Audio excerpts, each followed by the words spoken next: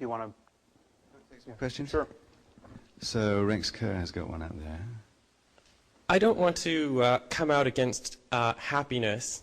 It's kind of like coming out against kittens. It seems like something you ought not do. But if you look at the biological knowledge that we've acquired over the past few hundred years, one of the main things we've learned is that human happiness is, its functional role is to be an adaptive, to change our behavior in adaptive ways so that we'll be reproductively fit.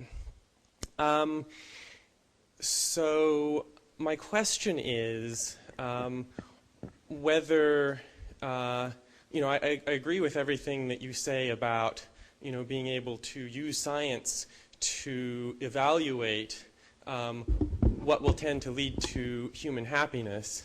My question is whether human happiness is a sophisticated enough concept that maybe there's some other concept, taking more of a Darwinian perspective of adaptation that should actually be primary, and that happiness maybe shouldn't play a central role.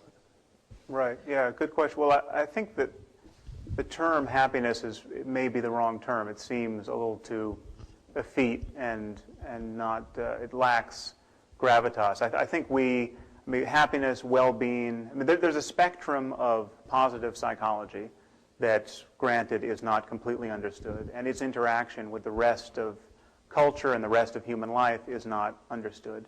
But we know the difference between being loving and content and disposed to treat strangers well, and being terrorized and neurotic and sociopathic. And there's a spectrum here that we recognize even now, and don't need to know much more about to know that we want to be gravitating toward one end as opposed to the other. Now, no doubt, in the limit, as our conversation about this gets really nuanced, biochemically and computationally, when we can dial in certain states with a device, if that day ever comes, then we'll have a much more detailed discussion about what it is to be truly mentally healthy, and maybe our normal sort of consensus trance of egoity and distraction and self-preoccupation is going to seem like a kind of very well-subscribed mental illness. Who knows where this is going?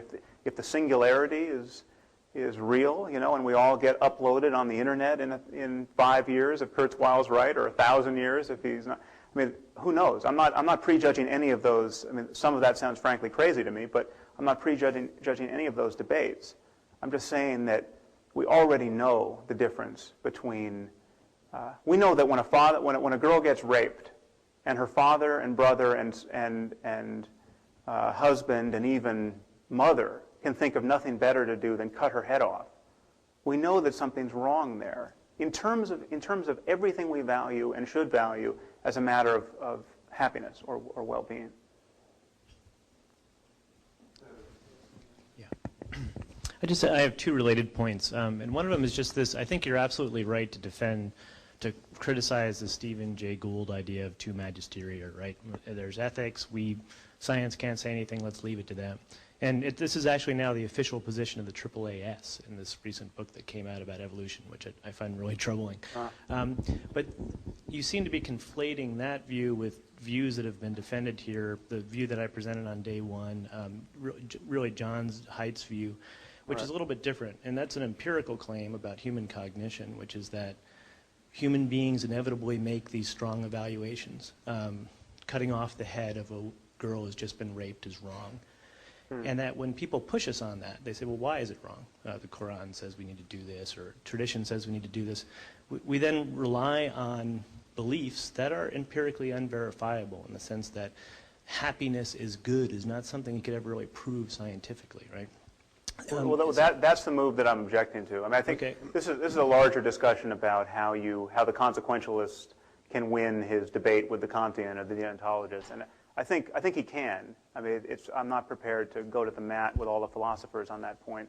I think we can actually beg that question to get more of what we want in this world at the moment. But I think actually, if you probe for instance, that statement that we can't say that happiness is good, we can say that happiness is conducive to happiness. I mean, if goodness, in my terms, is just a matter of psychological well-being, then that bites its own tail, and all we have to talk about is what is going to maximize well-being. And for you to then make a Morean move of saying, but is that good? I can say, no, if you give me a new version of well-being, I'm willing to talk about it. Okay, so you're not convinced that you know what happiness is.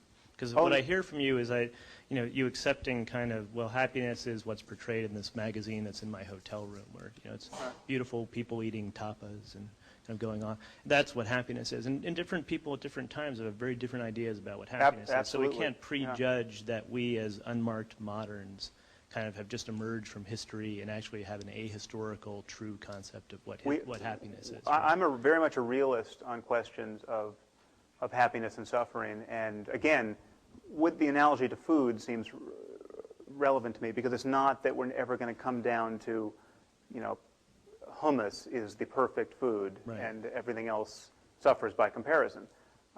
Likewise with different ways of relating and ways of thinking about oneself and uses of attention. But there is a band where an honor killing is not on it. And much of Islam is not on it. And much of the sexual taboos of our religions are not on it. And we know enough now to say that.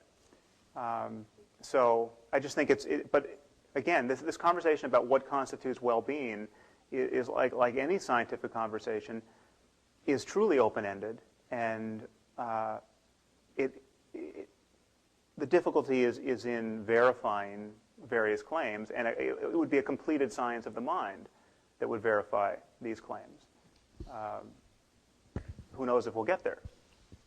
So, Mike over there. Jeff, go ahead. Jeff Hawkins.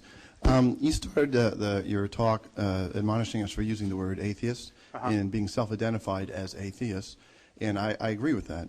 I'm wondering, and if you would agree with this, that we might be making the same mistake by using the word religion. It's a very inclusive term, and many people identify with many different things. And sometimes you in your own conversation slide between using the word religion and unfounded beliefs.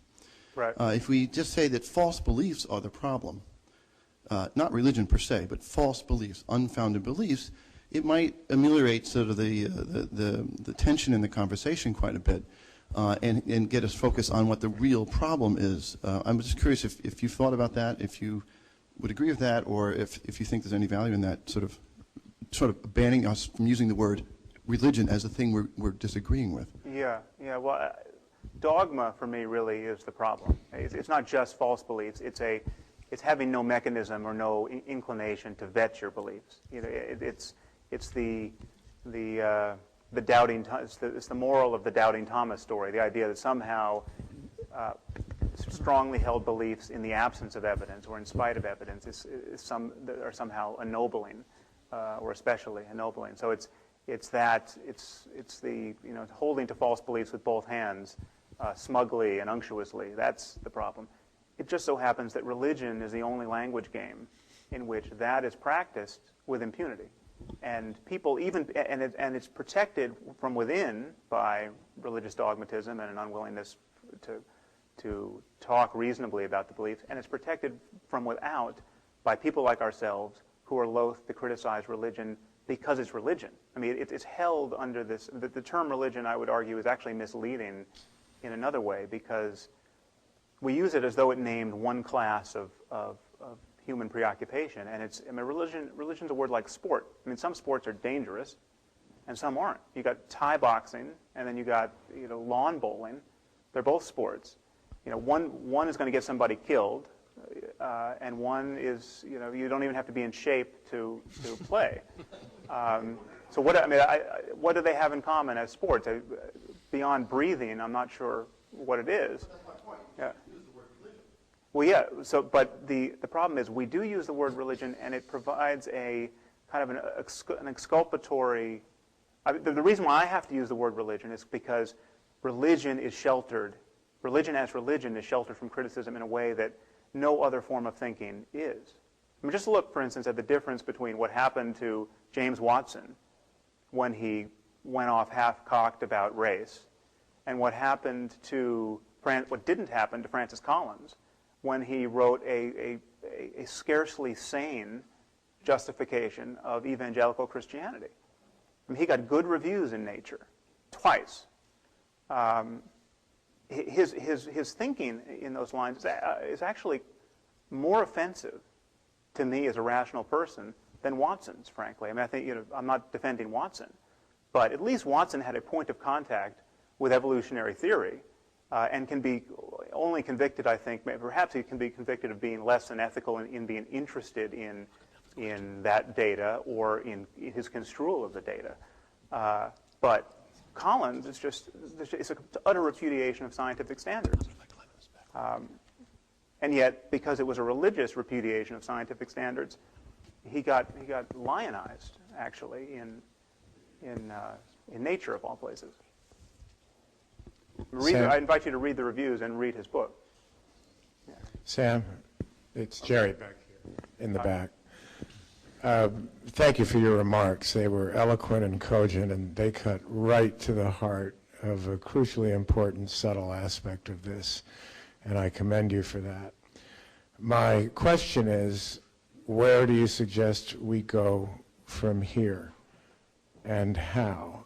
And what level of optimism might you have? We all know that reason has not worked, despite all the predictions of the end of faith, if I may, through the decades and centuries. And I'm not optimistic from that perspective. I am optimistic, though, that in this increasingly globalized, smaller world with intermingling of cultures and traditions and mores and doctrines, and multiculturalism existing more and more in every single culture throughout the world, and communications and so forth and so on, that any one culture with its own traditions, as their young people grow up, are going to find it less easy and less inclined to have a need to stick to traditional faith and other such things. So I am something of an optimist. I think the upshot of that might be an increase in New Ageism, with the traditional faiths increasingly in decline. But I'll take that over what we've experienced to date. What are your thoughts on that? Yeah, well, I share that optimism. I mean, it's hard to say that I'm an optimist. I don't see this happening as quickly as it needs to. But yeah, we have a choice between conversation and violence. Ultimately, I mean, when push comes to shove, when things really matter, we can either talk to each other, negotiate, or we have to pull out the guns or rockets.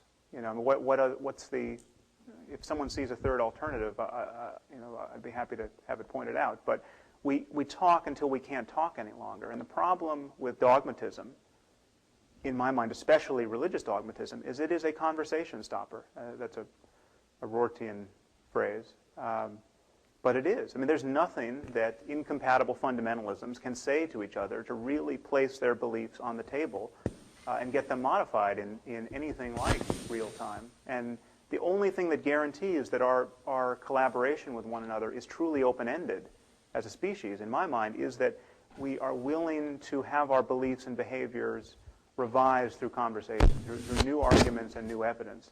And it's only on religion that the antithetical spirit is celebrated. Celebrated even by secularists who don't share this spirit but who think everyone else needs to indulge it to get through their day. And that's really what I see as the purpose of a meeting like this, that we thrash this out until there's no longer really doubt on our side that we have a problem here, that we have a war of ideas that needs to be won. And the question is how to win it. And then I can be convicted of radical impracticality, perhaps, or maybe there's a role for different voices.